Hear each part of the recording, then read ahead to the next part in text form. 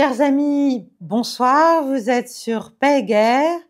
Je vous propose aujourd'hui une 59e mondoscopie. Nous sommes le 19 février 2025.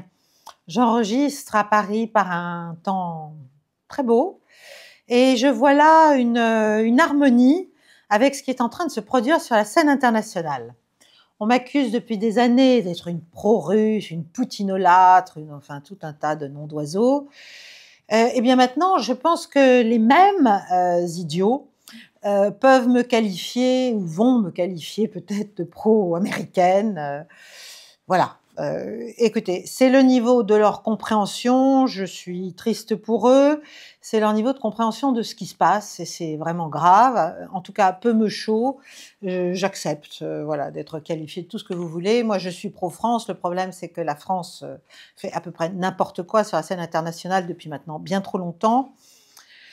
Ce que j'appelle de mes vœux, en tout cas depuis des années, est en train de se produire sous nos yeux avec une force et à la fois un naturel, une évidence absolument confondant. Donc je suis particulièrement heureuse en fait aujourd'hui de faire cette mondoscopie parce que, bon, il faut rester toujours modeste, mais enfin quand même, voilà, je vais m'autoriser une petite mélodie triomphaliste parce que je vois confirmer très largement mes analyses depuis des années. Bien sûr, toutes mes anticipations, toutes mes alertes concernant le conflit en Ukraine, concernant ses enjeux, concernant ce qu'il fallait faire, ce qu'il ne fallait pas faire, ce qu'il faudrait faire. Je vois aussi confirmer, bien sûr, le verdict stratégique pour l'Europe, qui est extrêmement lourd, et on va en parler, parce que nous sommes en fait arrivés assez brutalement, et voilà, avec force, à l'heure où s'impose l'indispensable réforme des relations internationales telles qu'elles ont été menées, qu'elles se sont déroulées depuis 1945, mais sous une autre forme encore plus exacerbée depuis 1990, depuis la fin de la guerre froide. Donc, on était dans une saturation, dans une impasse manifeste, avec des effets extrêmement dangereux et même létaux pour notre pôle occidental, c'est évident, depuis des années. Ceux qui ne voient pas ça, je ne sais pas ce qu'ils voient, je ne sais pas ce qu'ils comprennent, c'est effrayant. Mais je crois qu'aujourd'hui, il ne faut pas avoir peur de le dire, c'est un paradoxe, on est à la fois face à une évidence, c'est que l'Empire occidental a perdu, et en même temps, il est en train peut-être de se sauver. Donc, il a perdu, il en prend acte in extremis avant de sombrer, et évidemment, c'est la tête de cet empire, les États-Unis en l'occurrence, qui ont la force de prendre acte d'une véritable défaite et de mettre un genou en terre. Ça ne veut pas dire naturellement qu'ils renoncent à tout, mais enfin, il y a clairement là une volonté et surtout une action, enfin, des responsables américains de nouveau au pouvoir, mais cette fois-ci très très bien préparés, de reconnaître la réalité de ce qui se passe.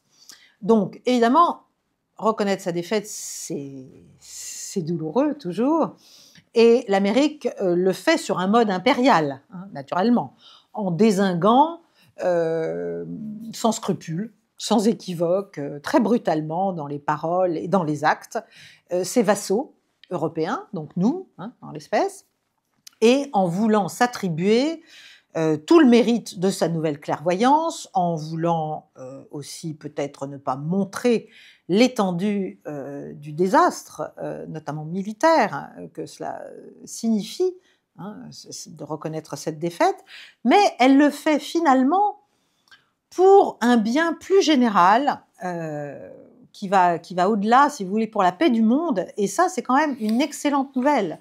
Et il faut se réjouir de ce qui arrive et s'inquiéter de voir encore tant d'aveugles et tant de sourds qui soit ne veulent pas voir ce grand et très positif bouleversement, y compris du point de vue occidental, soit n'y comprennent toujours rien, ce qui n'est pas impossible, car l'idéologie et le dogmatisme les ont déformés intellectuellement, moralement, humainement depuis trop longtemps.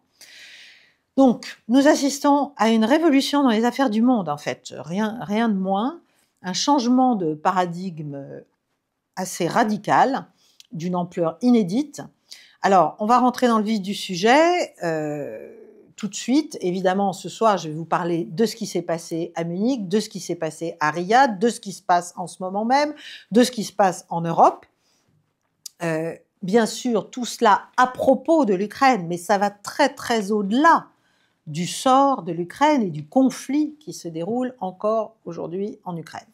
D'abord, on a eu Munich, la conférence sur la sécurité annuelle, la grand-messe classique, qui cette fois-ci a été très différente des fois précédentes, parce qu'il y a quand même eu un certain nombre de discours qu'évidemment nous avons dénoncés, pas compris, pas voulu comprendre, notamment le discours du vice-président américain Vance, mais aussi le discours du secrétaire à la Défense Exes. Et il y a en fait un vent de fraîcheur dans ces discours, au plan des idées et au plan du niveau de lucidité en fait de ces responsables américains. Évidemment, pour les Européens, c'est une claque. Pourquoi ? Parce qu'en fait, ces discours ont clairement dit aux Européens arrêtez le mensonge, arrêtez le double standard, arrêtez l'hypocrisie de votre discours sur la liberté, la transparence, la liberté d'expression, la démocratie, etc., etc.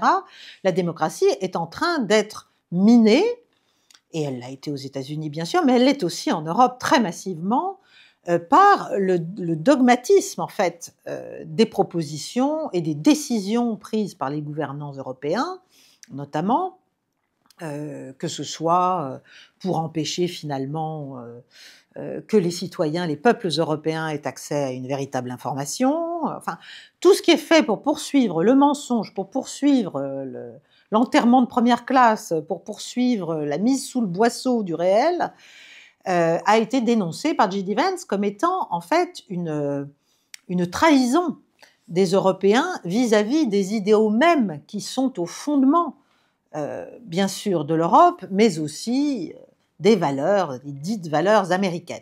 Bon, donc il y a eu ce discours très important de Vance, et puis qui a mis en fait en lumière, qui a mis les Européens devant leurs responsabilités, c'est-à-dire le divorce entre les élites et les peuples est tellement énorme et devient tellement insupportable qu'il faut changer de braquet. Il faut changer, voilà, il faut arrêter de s'enferrer dans cette impasse. Les États-Unis sont en train de le faire. Bien sûr, il y a eu aussi une condamnation de toute la woke culture, la cancel culture, enfin, tout ce qui fait des ravages, bien sûr, de l'autre côté de l'Atlantique, mais aussi chez nous. Et évidemment, c'était très désagréable à entendre, mais néanmoins, voilà, c'est absolument indispensable, et c'était à la fois très courageux et très dur, voilà, c'était l'expression d'un grand mépris finalement de la nouvelle administration américaine pour l'aréopage d'Européens qui sont en pleine panique. Bon, ça, je le dis déjà depuis quelque temps. Ensuite, sur l'Ukraine, c'est une application, entre guillemets, de ce qui a été dit. Eh bien, il a été clairement affirmé par les responsables américains qui ont pris la parole qu'il n'y aurait pas de troupes américaines en Ukraine, qu'il n'y aurait, s'il devait y avoir une mission de contrôle ou de surveillance d'une ligne de séparation au sein de l'Ukraine, il ne faudrait pas donc que ce soit une mission de l'OTAN. Il n'y aurait pas de garantie de l'article 5, et surtout, il n'était évidemment pas réaliste d'envisager de mettre l'Ukraine dans l'OTAN. Donc là, c'est clair aussi, ça y est, voilà, c'est compris, c'est entendu, c'est monté au cerveau, et ça ressort. La sécurité de l'Ukraine, ça n'est pas de la faire rentrer dans l'OTAN. C'est tout l'inverse, puisque c'est pour ça qu'il y a cette guerre. C'est tellement évident, je ne comprends pas pourquoi on ne veut pas voir ça. Donc, les Européens, en fait, ont été lâchés en rase campagne. voilà, ça montait, hein, c'était en filigrane depuis plusieurs semaines et même mois. Mais là, c'est clair. Bon, donc après Munich, il y a eu le sommet express, 4h30, de Riyad. Et là, il ne faut pas se tromper non plus et essayer de bien comprendre, parce qu'il y a plusieurs niveaux de lecture, en fait, de ce qui s'est passé à Riyad. Bien sûr, d'abord, ça s'est passé à Riyad, et ça n'est pas anodin. Ça veut dire que l'Arabie saoudite est considérée et reconnue comme étant désormais un pays important pour la mise en œuvre du plan global de renouveau, si vous voulez, de la politique étrangère américaine, qui va bien sûr toucher l'Europe, qui va toucher l'Ukraine, évidemment, ses relations avec la Russie, mais aussi tout le Moyen-Orient et au-delà, bien sûr, les relations avec la Chine et le reste du monde. Bon. Donc, rôle de l'Arabie saoudite dans le marchandage global, importante, érigée en médiateur légitime et souhaitable.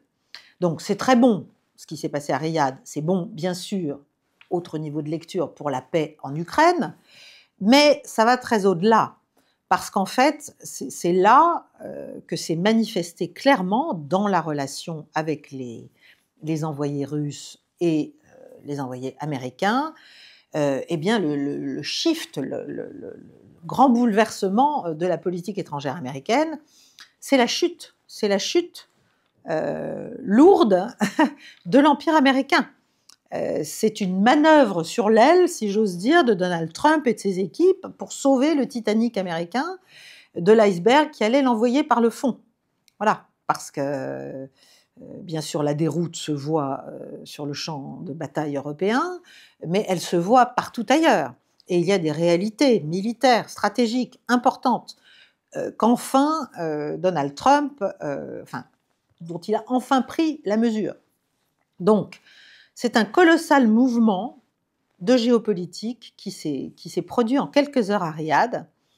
Je pense que la Russie, qui en a évidemment tout à fait conscience, mais qui sait avoir le triomphe modeste, va probablement, et ça doit faire partie du deal, aider les États-Unis d'une certaine manière à sauver la face.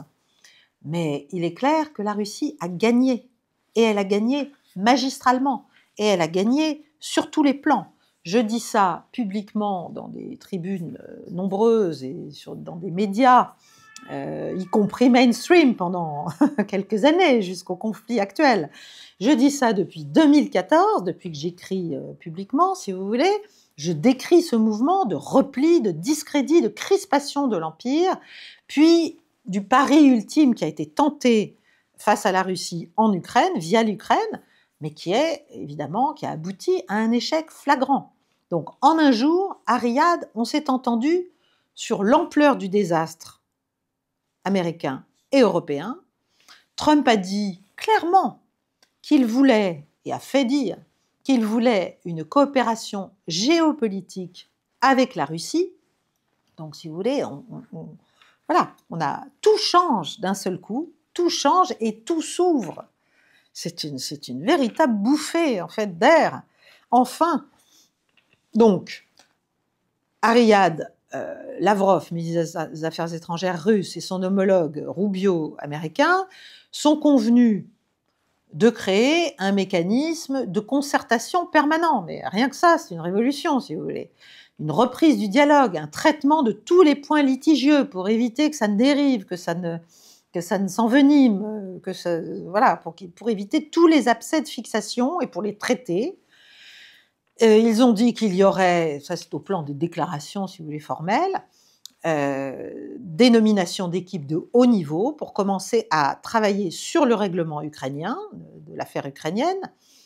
Il n'y avait évidemment pas d'Européens, ils ont essayé, ils ont voulu, même le prince Mohammed Ben Salman s'est fait le porte-parole du malheureux Volodymyr Zelensky pour essayer de dire qu'il fallait que l'Ukraine soit là. Non, elle a été renvoyée dans ses buts. Alors, à Riyad, il y avait 4 niveaux d'interlocuteurs, et c'est intéressant de s'y attarder un tout petit peu. Il y avait bien sûr les 2 têtes, c'est-à-dire le ministre russe des Affaires étrangères et le secrétaire d'État américain, donc Rubio et Lavrov. Il y avait ensuite les conseillers politiques de très haut niveau des deux présidents, que sont Ushakov et Valls, côté américain. Donc ça, ça veut dire que derrière, c'est vraiment, voilà, c'est les présidents qui sont là, en fait, via ces missi dominici. Il y avait bien sûr les services, donc le SVR pour la Russie et la CIA pour les Américains. Et puis, il y avait deux autres hommes, Kirill Dmitriev côté russe et Witkoff côté américain, qui est théoriquement l'envoyé de Trump au Moyen-Orient, mais pas seulement, mais ça a du sens précisément. Ça veut dire que le marchandage est global. Ce qui est en train de se mettre en place, c'est très très au-delà, bien sûr, de l'Ukraine. Et ça veut dire aussi que le volet business va être très important, parce que Kirill Dmitriev, c'est lui qui s'occupe des fonds souverains, du fonds souverain russe et d'un certain nombre d'affaires commerciales lourdes et financières.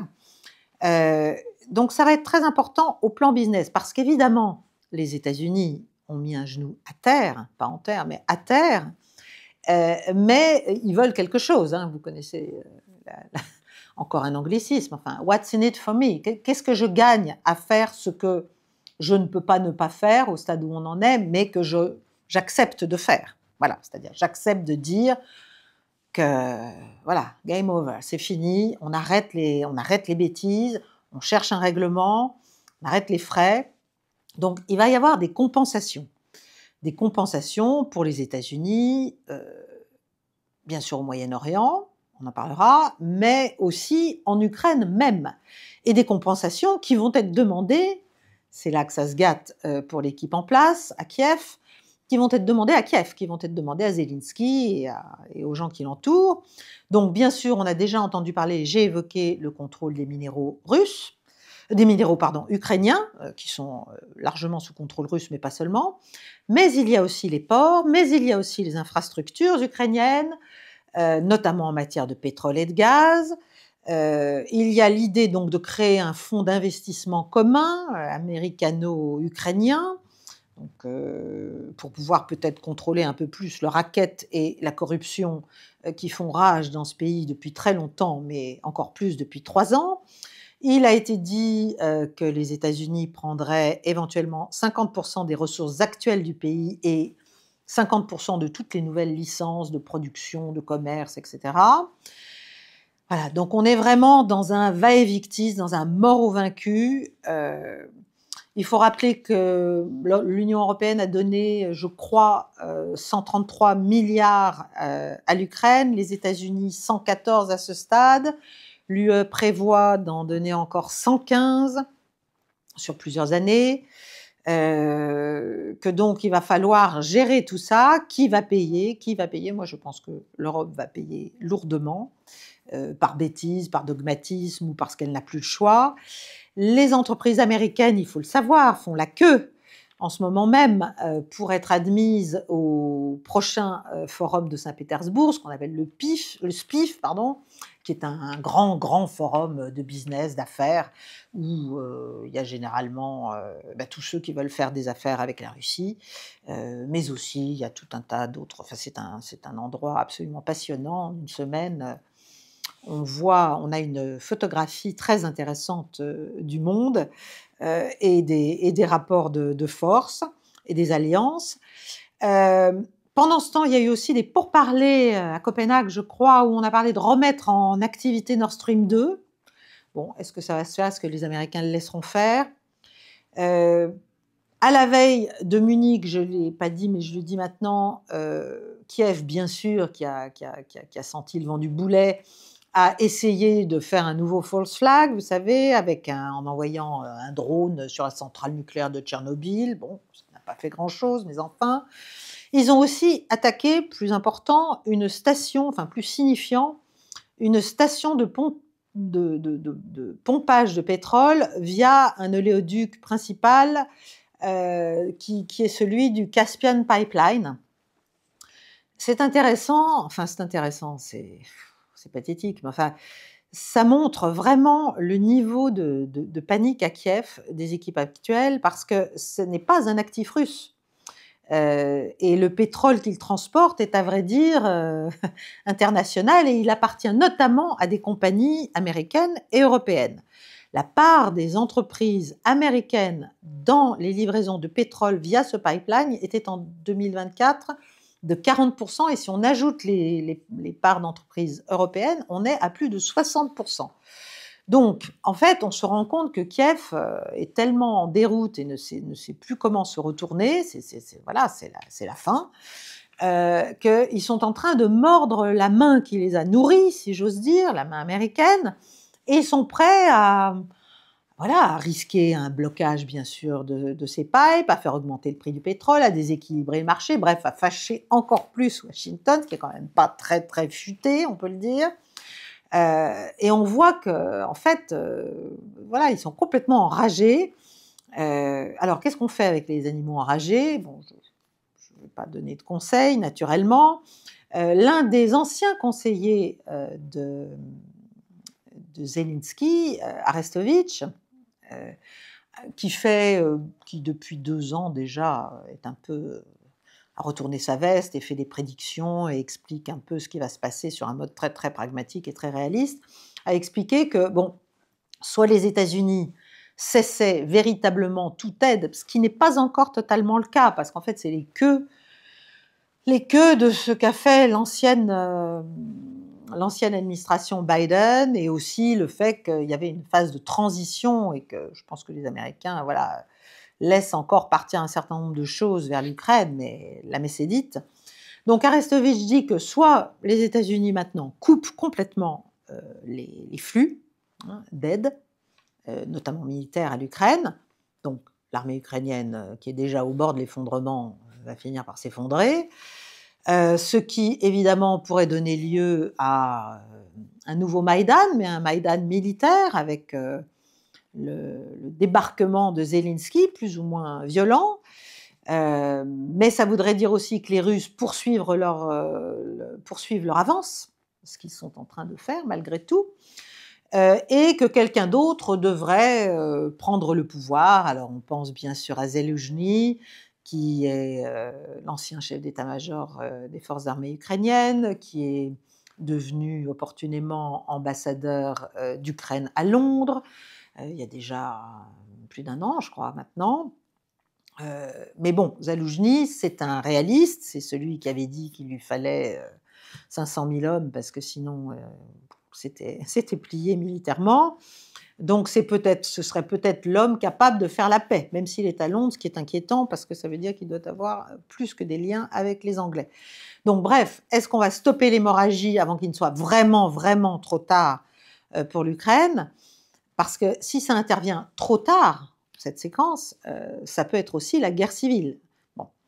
Trump, de son côté, a dit qu'en fait, Zelensky avait plus que quelques pourcents de popularité, ce qui est sans doute le cas, même si nous, on sort des prétendus sondages où il serait encore à plus de la moitié des Ukrainiens le soutenant. Bon. Et que donc, pour Trump, en fait, Zelensky ne représente plus rien, et il faut de nouvelles élections, puisqu'en plus, il n'est plus officiellement président depuis quand même plus de 6 mois, là maintenant, 8 mois. Donc, il a aussi dit aux Européens clairement, et fait dire que, eh bien, ils avaient eu 3 ans pour faire la paix, et qu'en fait, ils n'avaient voulu que la guerre, et que donc, en conséquence, on ne voyait pas très bien quel serait leur apport, leur valeur ajoutée à une table des négociations, puisqu'en fait, ils veulent poursuivre, ils veulent continuer. Donc, c'est très clair. En fait, ce qui est clair, c'est qu'il faut faire la paix maintenant assez vite en Ukraine. Au plan, et c'est là qu'on revient à ce qui s'est passé à Riyad et à un niveau de lecture important, c'est que donc la Russie a gagné grâce à l'Ukraine d'une manière globale face aux États-Unis, face à l'OTAN, face à l'Europe. Bon, c'est un peu l'ironie du sort. Hein. C'est grâce à l'Ukraine qu'on lui a mis dans les pattes. Bon.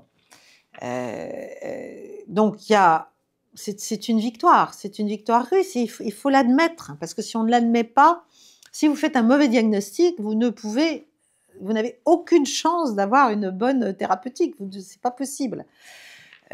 Donc il y a maintenant clairement une supériorité technologique, militaire, évidente, russe, plus une résilience économique, culturelle, sociétale, financière, enfin bon, dans tous les domaines de la société russe.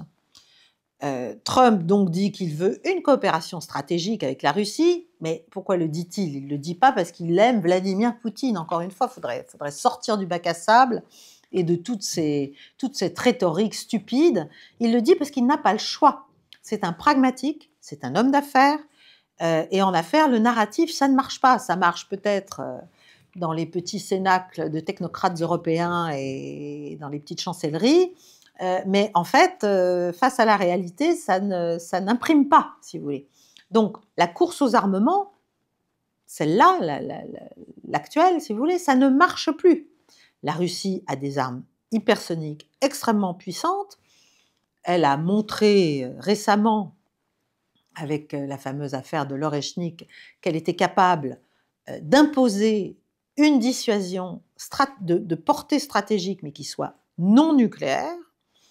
Les armées américaines, qui développent elles-mêmes certains programmes, etc., ne sont pas en état, en dépit de leur volume, si vous voulez, de leur format colossal, qui n'a rien à voir avec celui des Russes, bien sûr, mais ne sont pas en état, à l'heure actuelle, de pouvoir rivaliser, tout simplement. Donc il y a une réalité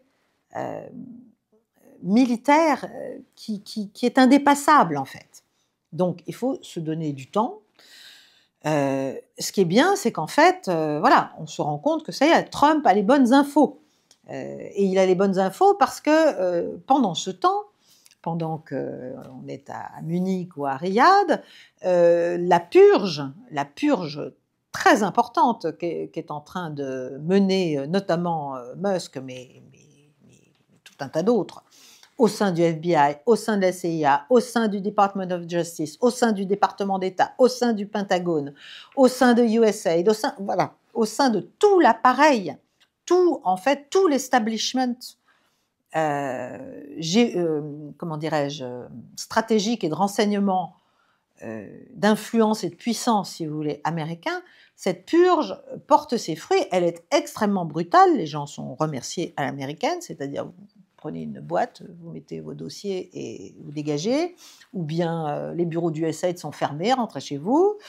La Russian Division la division russe de la CIA, on commence à lui demander clairement des comptes, comme au département d'État, c'est-à-dire d'où viennent en fait vos assertions, sur quoi avez-vous fondé tout le discours disant que la Russie voulait aller jusqu'à la Pologne, voulait envahir l'Europe, voulait envahir les pays baltes, perdait la guerre militairement, etc., etc.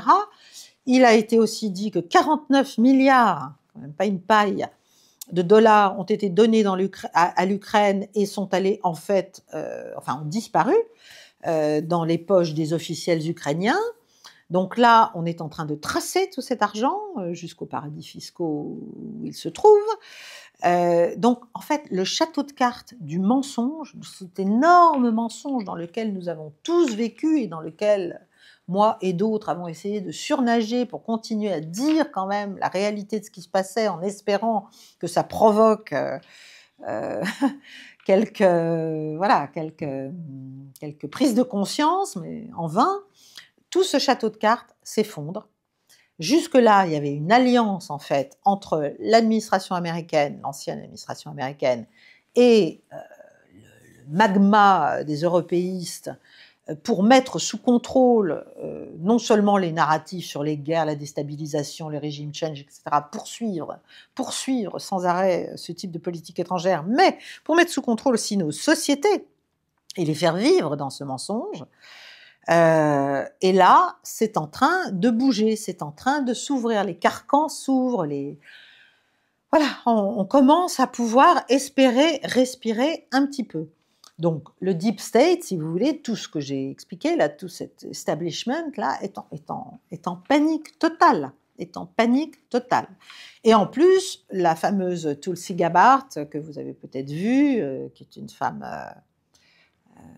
de choc, a donc été confirmée par le Sénat, et elle va devenir le coordonnateur de l'appareil de renseignement américain, DNI, et c'est elle qui va être chargée tous les matins de faire le Presidential Daily Brief, c'est-à-dire de briefer, de renseigner le président tous les matins sur la réalité de ce qui se passe sur tout un tas de théâtres, de conflits, de crises, etc. Donc, enfin, on peut espérer que ces briefs quotidiens ne seront pas complètement tordus idéologiquement ou politiquement. C'est tout l'enjeu pour elle, évidemment, mais c'est tout l'enjeu aussi pour nous, parce qu'en fait, c'est un moment de vérité pour le pôle occidental, et c'est là que je veux en venir, c'est là que j'explique que c'est à la fois la reconnaissance d'un échec, mais aussi peut-être le gage d'un sursaut qui va permettre un sursaut, j'allais dire, déjà de survie, de la ligne occidentale qui nous relie aux États-Unis. De toute façon, ça n'est pas fini. Et que donc, il faut en prendre la mesure et il faut prendre le bon tournant. Et là, je n'ai pas l'impression que ce soit ce qu'on ait décidé de faire, parce qu'en France, on voit aux déclarations de notre ministre des Affaires étrangères, de notre président, de notre Premier ministre, qu'en fait, on s'étrangle, on s'étrangle. On explique que Trump est vendu à Poutine, qu'il épouse le narratif russe, mais le problème, c'est là qu'on voit qu'on ne comprend rien, c'est qu'il n'y a pas de narratif russe. Il y a une réalité du sujet que les Russes transmettent, alors bien sûr, ils le font à leur manière et en fonction de leur intérêt, c'est pas ce que je veux dire, mais il n'y a pas de mensonge. C'est pas Trump qui raconte les mensonges de Poutine. C'est Trump qui se rend compte que Poutine, en fait, dit la vérité. Voilà.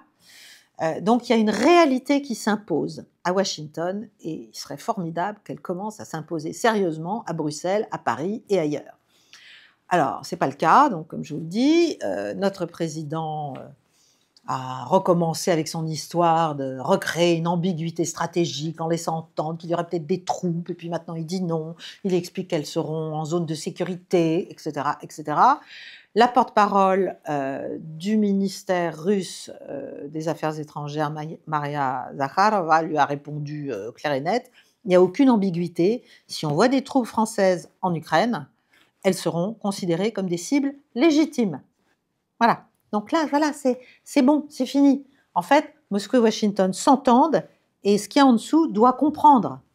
C'est quand même très simple. Bon, donc le président essaie de faire des réunions d'urgence avec les Européens pour essayer de définir une position commune, pour essayer en fait de ramer. En même temps, il appelle Trump parce qu'il aurait bien voulu naturellement trouver une place à la table des négociations, et peut-être qu'on lui laissera un strapontin. Mais enfin, pour notre pays, c'est dramatique ce qui se passe. Voilà, c'est l'heure de vérité. C'est l'heure de vérité, et malheureusement, tous nos paris sont perdus. Tous nos paris sont perdus. On est ridicule, on est totalement ridicule. Notre ministre des Affaires étrangères a annoncé un nouveau train de sanctions économiques, c'est-à-dire au moment où les États-Unis et la Russie sont en train de s'entendre pour refaire des affaires ensemble, comme je vous l'ai expliqué, avec les deux représentants économiques et financiers qui étaient à Riyad, au moment où tous les hommes d'affaires veulent se rendre au SPIF en mai, au moment où, à Saint-Pétersbourg, pardon, au moment où on est en train, en fait, d'envisager tout l'inverse, c'est-à-dire probablement un lift partiel des sanctions, des aménagements, enfin bref, tout ça, ça va être le grand marchandage, bien sûr, qui est en train simplement de se mettre en place. Eh bien nous, on fait un nouveau train de sanctions européennes, de sanctions françaises contre la Russie. Enfin, j'ai pas de mots, j'ai pas de mots. En tout cas, le point qui est clair, c'est qu'il y a un divorce entre les États-Unis et l'Europe, que Trump méprise les élites européennes. Elles le lui rendent bien, vous me direz, mais justement, c'est parce qu'elles lui ont savonné la planche tant qu'elles ont pu, pendant son premier mandat, pendant toute la campagne, elles ont tout fait pour qu'il soit décrédibilisé, pour l'empêcher de gagner, pour cirer les pompes de l'administration sortante de Biden. Que évidemment maintenant, là, il va pas non plus se montrer très magnanime. C'est pas son genre, je crois. Il a clairement dit que si l'Europe voulait encore la guerre au lieu de faire la paix, enfin, eh ben qu'elle la fasse, mais qu'elle la fera seule. Donc elle la fera sans le parapluie américain. Et on voit bien que face à la brutalité de ces assertions américaines et de ces déclarations, l'Europe, l'édifice européen se fissure.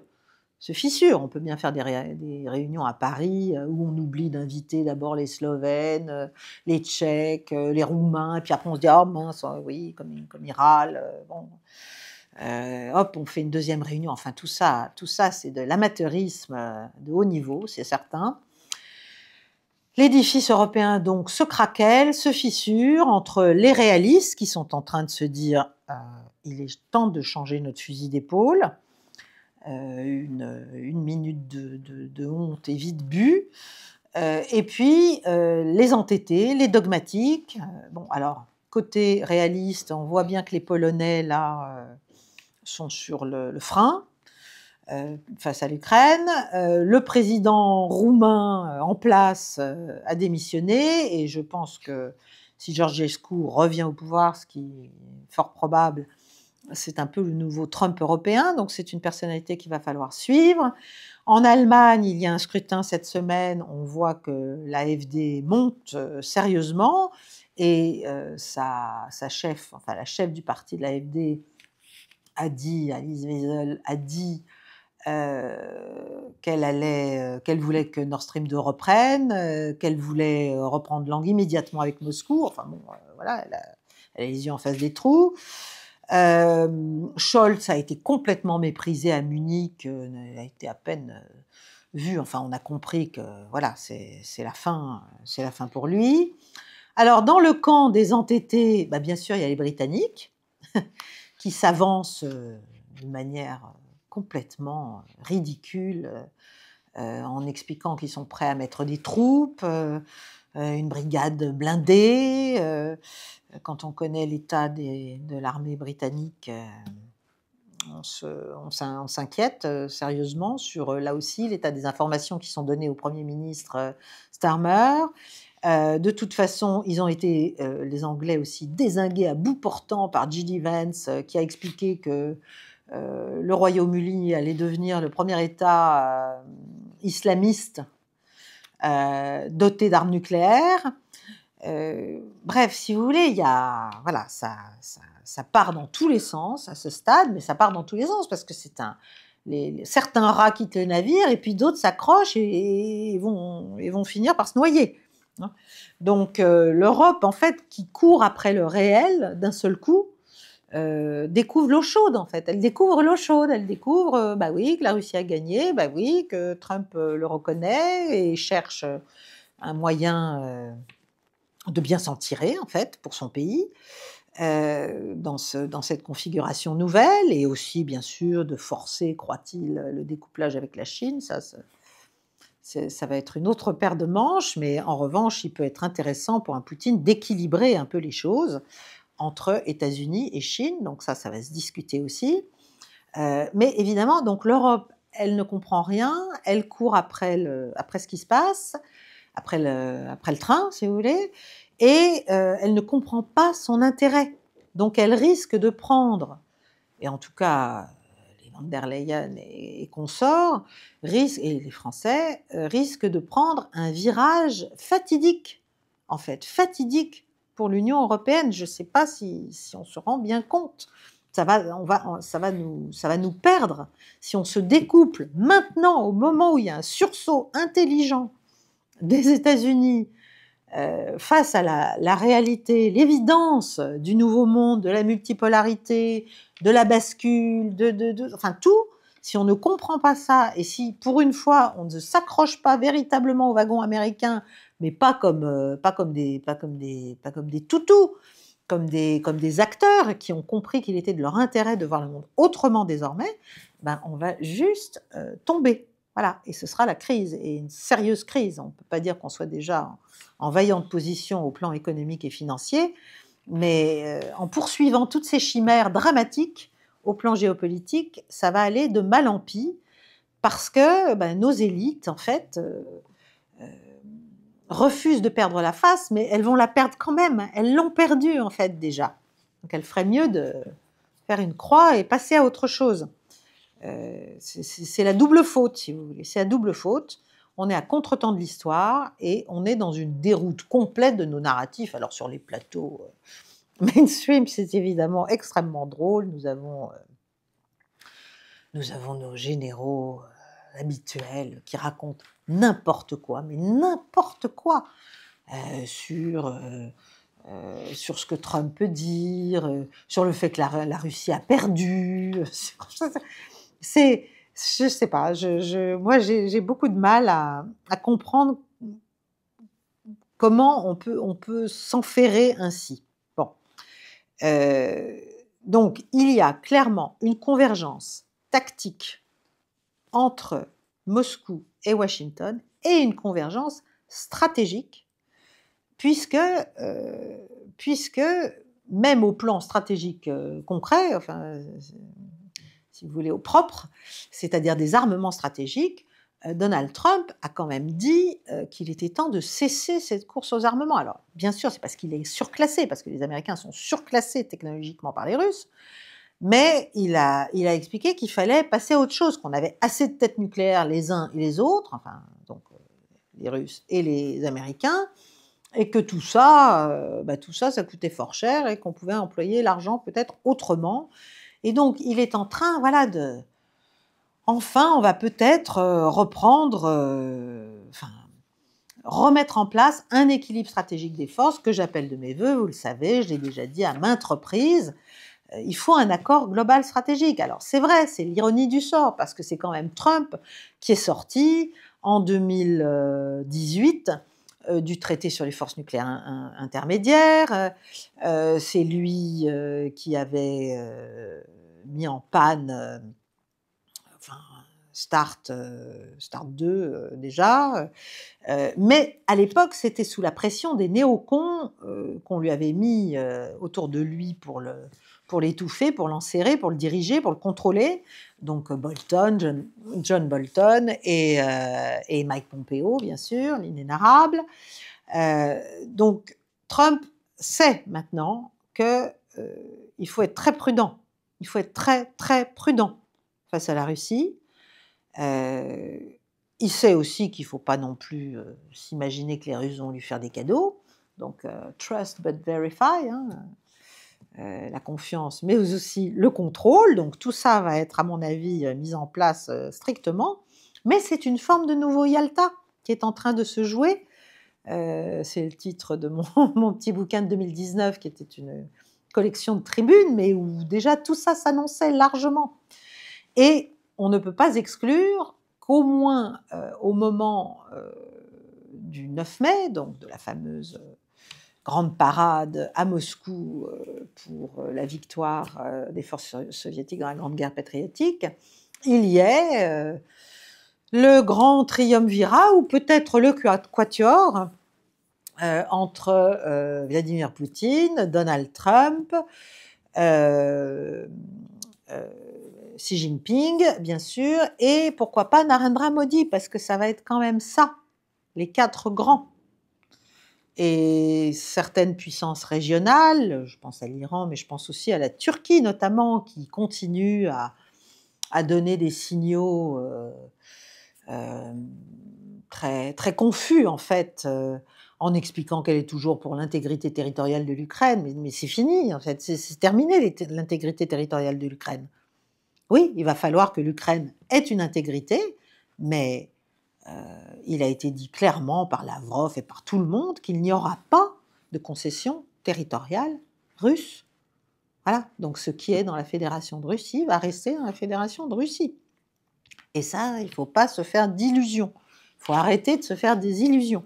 Voilà, ce que la Russie pouvait et s'apprêtait peut-être à se mettre en position de prendre, elle peut y renoncer, Kharkov, Odessa, etc. Tout ça va se discuter.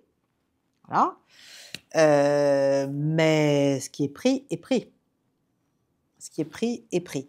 En tout cas, c'est donc, pour moi, c'est une formidable avancée. Voilà, c'est une décongestion, si vous voulez, de l'atmosphère internationale qui était devenue absolument irrespirable et extrêmement dangereuse, et une victoire du réalisme sur le dogmatisme. Et je suis heureuse d'être quand même, avec Géopragma, bien sûr, notre think tank, mais aussi par tout ce que je peux dire par ailleurs, l'un des pôles, sinon le pôle, réaliste français.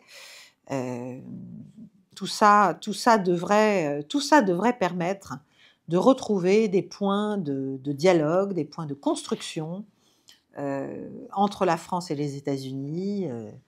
Mais pour ça, il faut un aggiornamento considérable de notre appareil politique, diplomatique, renseignement et militaire. Parce que là aussi, il y a quand même beaucoup de gens, même dans l'appareil de renseignement, qui ne cherchent plus et qui donc ne trouvent rien. Voilà.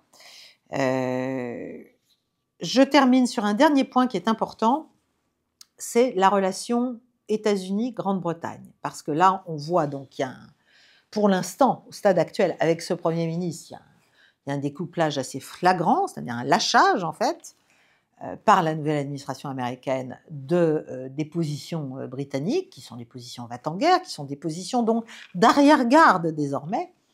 Mais la relation américano-britannique est très puissante et très structurelle.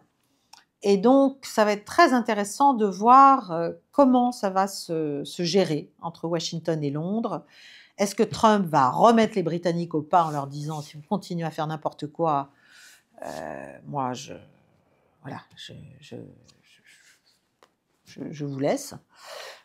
Ou bien, est-ce que les Britanniques ne vont pas essayer, en se disant « Trump, c'est dans 4 ans, dans 4 ans, c'est fini ».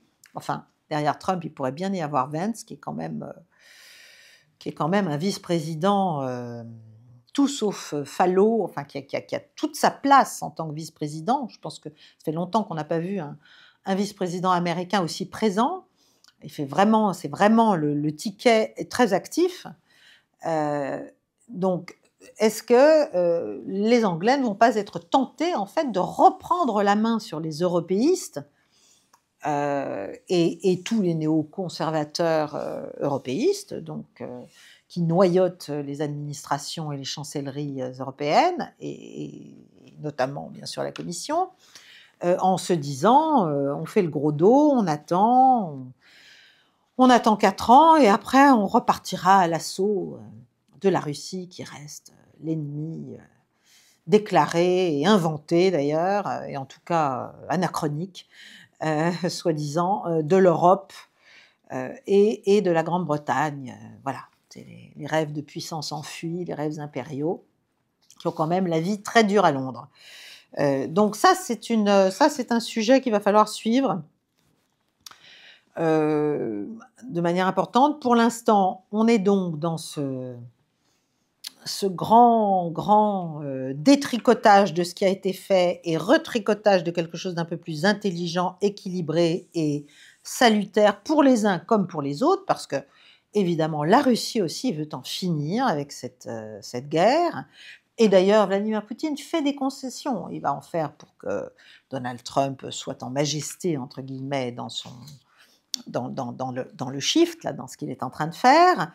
Il a dit qu'il était même prêt à discuter avec Zelensky si c'était nécessaire. Bon, voilà, s'il le fallait. Il a dit qu'il était d'accord, et ça c'est important, pour que l'Ukraine entre dans l'UE. Alors, j'entends d'ici tous ceux qui disent: «Oh, mais ce n'est pas à la Russie de décider si l'Ukraine doit entrer dans l'UE, l'Ukraine peut faire ce qu'elle veut, l'Ukraine est une puissance souveraine, l'Ukraine» bon, non, voilà, la réalité du rapport de force, c'est que la Russie a son mot à dire, de fait, voilà, que ça nous plaise ou non, et il faut voilà, il faut en prendre acte. Et je pense qu'il va peut-être même laisser courir le narratif survivant européen et américain sur le thème, grâce au deal qu'on va faire sur l'Ukraine, qui est un deal clairement favorable à la Russie, eh bien, en fait, l'Ukraine est sauvée grâce à ce deal parce que la Russie avait des ambitions de conquête de l'ensemble du territoire ukrainien, ce qui est évidemment une fadaise. Et que finalement on a arrêté la Russie, l'Amérique a réussi à arrêter la Russie là où elle est, et que c'est une grande victoire. Voilà, voilà, parce que l'Ukraine sinon allait être dévorée tout entière et peut-être même au-delà des États européens. Bon, alors que doit-on faire en conclusion en France? C'est évident qu'il faut prendre le train américain, opérer un tournant radical, réaliste. Là maintenant, bon, je ne sais pas comment il faut le dire. C'est indispensable. Il faut le prendre, ce tournant. Il faut se rendre compte que le monde a changé, que c'est terminé. Tous les jours, on a des signes que notre politique étrangère est nulle et non avenue, qu'on est en train de s'enfoncer dans le déclassement stratégique et dans l'insignifiance, et que les déclarations, les grands discours, tout ça, ça ne sert à rien. Il faut être beaucoup plus froid, mais réaliste. Voilà. Si c'est être froid pour dire l'Europe doit être plus forte, l'Europe doit être autonome stratégiquement, etc. Tout ça, pardonnez-moi, mais c'est du flan. Voilà. Faut arrêter. Faut arrêter. L'Europe, elle est en train de s'égailler, n'est-ce pas? Si on veut rattraper quelque chose, il faut d'abord qu'elle prenne conscience qu'elle a eu tort, qu'elle a fait un pari, qu'elle l'a perdu, et que maintenant, il faut reprendre ses pions et les disposer un tout petit peu plus intelligemment au regard de la réalité du monde qui nous entoure et qui est grand et beau. Voilà, je vous quitte sur cette, sur cette envolée ultime. J'ai été heureuse de vous parler ce soir. Je vous retrouve la semaine prochaine. Et je vous demande naturellement, comme toujours, de liker, de partager, de commenter, de vous abonner au Cercle Paix et Guerre si vous en avez envie pour d'autres contenus, de nous soutenir via Tipeee, de faire connaître la chaîne par tous les moyens à votre disposition. À très bientôt, chers amis. Bonne soirée.